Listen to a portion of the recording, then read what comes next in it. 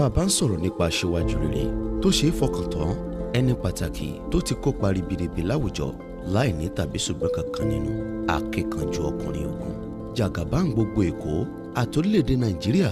Ẹ̀yin ará mi, ẹ jẹ́ ń gbé yín rìnrìn àjò àti máa ṣe bọ̀ Asiwaju Bola Ahmed Tinubu, olùdíje sípò ààrẹ lábẹ́ àṣẹ ẹgbẹ́ òṣèlú olóṣùṣù ọwọ̀ All Progressives Congress APC bẹ̀rẹ̀ láti ọjọ́ 1 oṣù keje títí di ọjọ́ 25 oṣù keje ọdún yìí. Iṣẹ́ àkànṣe wá látọwọ́ Asiwaju Ọlálékan, olólùfẹ́ bat tinú tọkàn. Ẹ máa bá wa kálọ. Ọjọ́ 1 ní ọjọ́ 9 oṣù keje ọdún 2000, gómìnà ìpínlẹ̀ Èkó Sẹ́nitọ̀ Bola Ahmed Tinubu kọ̀wé sọ̀wédowó lọ sí àwọn báǹkì kan láti sanwó ìdánwò WAEC àwọn akẹ́kọ̀ọ́ jáde girama tó tó 90,000 tán jókòó ṣèdánwò ńgbà náà, èyí tí owó orí ọmọ kọ̀ọ̀kan sì jẹ́ 1,100 náírà 1,100 naira ni wọ́n san látinú akoto ìjọba.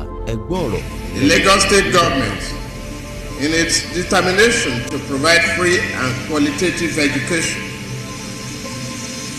to a steaming student population, has decided to pay the senior secondary school certificate examination SSC fees of all our students, senior secondary school SS3 students in state public school.